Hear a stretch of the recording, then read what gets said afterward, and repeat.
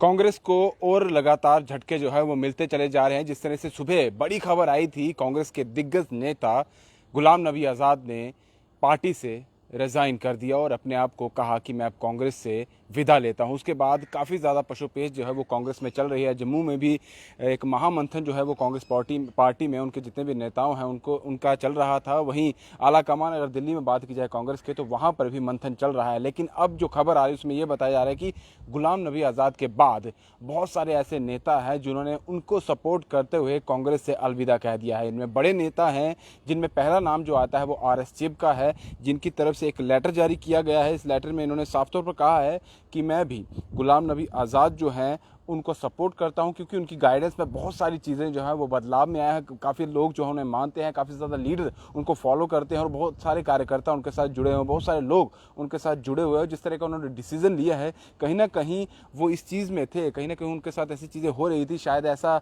कोई उनके साथ इंसिडेंट हुआ है या कोई ऐसी चीज़ें चल रही थी जिसको लेकर वो कहीं ना कहीं गहन चिंतन में थे, जिसके बाद उन्होंने रिज़ाइन किया है। तो हम भी उनको सपोर्ट करते हुए पार्टी को अलविदा कहते हैं। जो RS चिब फॉर्मर मिनिस्टर जो है वो जम्मू कश्मीर में रह चुके हैं, उनकी तरफ से भी श्रीमती सोनिया गांधी को जो है एक रेजिग्नेशन लेटर जो है उनकी तरफ से भेज दिया गया है, हमारे पास है।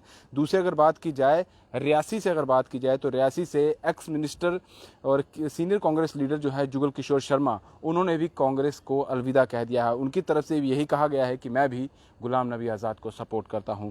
साथ ही अगर बात की जाए तो 5 ऐसे और एक्स मिनिस्टर्स हैं जिनकी तरफ से जम्मू कश्मीर में जो ये काफ़ी अरसे से कांग्रेस की तरफ से काफ़ी ज़्यादा चुनावों में लड़े हैं, जीते हैं, बड़े बड़े ओहदे पर इन्हें दिए गए हैं, उनकी तरफ से भी कहा गया है कि हम भी गुलाम नबी आज़ाद को सपोर्ट करते हैं और अलविदा करते हैं कांग्रेस को। इनमें 5 नाम मैं आपको बता दूं, जिसमें पहला नाम है GM सरूरी, जो x MLA cabinet minister, ex president जो है JNK PCC में रह चुके हैं।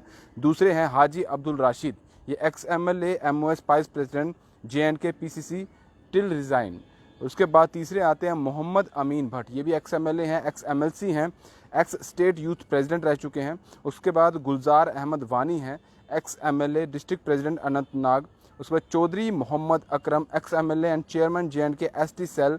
इन सभी ने भी साथ गुलाम नबी का देते हुए रिज़ाइन कर दिया है। लगातार कांग्रेस को झटके मिलते चले जा रहे हैं। अभी जब हमने पहले एक लाइव किया था जिसमें कांग्रेस की जो ऑफिस है सीधी चौक में, वहाँ पर हम गए थे, वहाँ पर उनसे बातचीत भी की। जो उनके बड़े नेता हैं उनकी तरफ से साफ कहा गया कि आने जाने से किसी का फ़र्क नहीं पड़ता। अपनी तरफ से तो उन्होंने ये कह दिया, लेकिन गुलाम नबी आज़ाद का जब हमने सवाल पूछा कि आखिर ऐसा क्या चल रहा है कांग्रेस पार्टी में कि गुलाम नबी आज़ाद ने जो है वो टाटा बाय बाय जो है कांग्रेस का कर दिया, और कहीं ना कहीं राहुल गांधी की बात भी जो है वो सामने आ रही थी, लेकिन इन सब पर उन्होंने बोलने से इनकार कर दिया है। उन्होंने ये कहा कि हम इस पर कुछ कह नहीं सकते। जो बड़े आला अधिकारी हैं कांग्रेस के, श्रीमती सोनिया गांधी की बात की जाए या बड़े बड़े जो नेता दिल्ली में बैठे हुए हैं कांग्रेस से, वही इस पर कुछ कह सकते हैं, वही इस पर मंथन कर सकते हैं, उसके बाद ही हम कुछ कह पाएंगे। लेकिन साफ तौर पर उन्होंने यही कहा कि हमारा जो मंथन था इस पर नहीं था, हम मंथन कर रहे थे आगे की रणनीति जो है वो हम क्या लेकर आए कि जम्मू कश्मीर में कांग्रेस जो है वो और मजबूत हो पाए।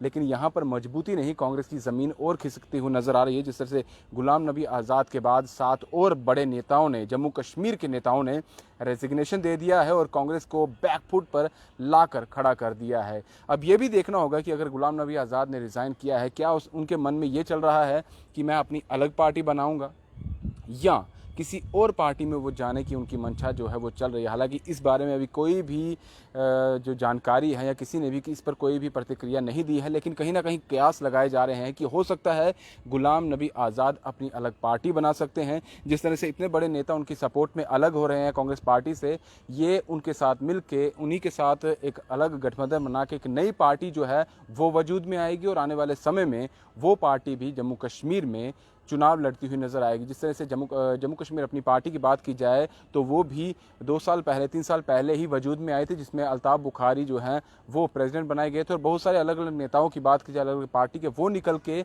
यहाँ इस पार्टी से जुड़े थे और जम्मू कश्मीर अपनी पार्टी जो है वो वजूद में आई थी। लेकिन अब जिस तरह से गुलाम नबी आज़ाद ने अपने आप को अलग किया, सीधे तौर पर कह दिया गया, उनकी तरफ से 5 पन्ने का जो रेजिग्नेशन लेटर था वो श्रीमती सोनिया गांधी को भेजा गया था, जिसमें ये साफ तौर पर उन्होंने पूरा जितना अपना कार्यकाल कांग्रेस में दिया है वो सामने रखा और क्या कुछ रहा है वो चीज़ें सामने रखी। लेकिन साफ तौर पर जिस तरह से अब लगातार एक के बाद एक जो है कांग्रेस के जो दिग्गज नेता है अलविदा करते चले जा रहे हैं, कांग्रेस की जो इस वक्त जो एक वजूद है पहले ही कहीं ना कहीं वजूद धूमिल सा होता नजर आ रहा था, लेकिन अब जम्मू कश्मीर में कहीं ना कहीं कांग्रेस बिल्कुल जो है ख़त्म होती हुई नजर आ रही है। और जो उनके बचे कुछ नेता है वो अब साख बचाने के लिए क्या करते हैं ये आने वाला समय ही बताएगा। लेकिन अब देखना होगा कि आगे और कौन रिज़ाइन करने वाला है, क्योंकि सुबह खबर आती है कि गुलाम नबी आज़ाद क्विट करते हैं कांग्रेस से। उसके बाद अब लगातार जो कांग्रेस में जुड़े हुए जो उनके बड़े नेता हैं, जो गुलाम नबी आज़ाद के टच में हैं, उनके रहनुमा हैं, उनके साथ उनकी काफ़ी अच्छी दोस्ती है, उनसे बातचीत रहती है,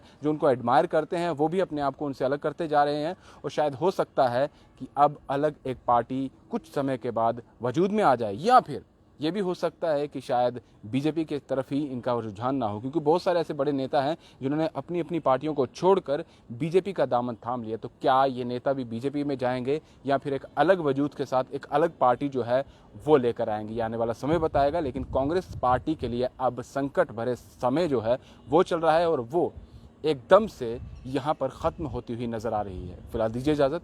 दीपक भंडारी के साथ Rahul Singh, the state central के लिए नमस्कार।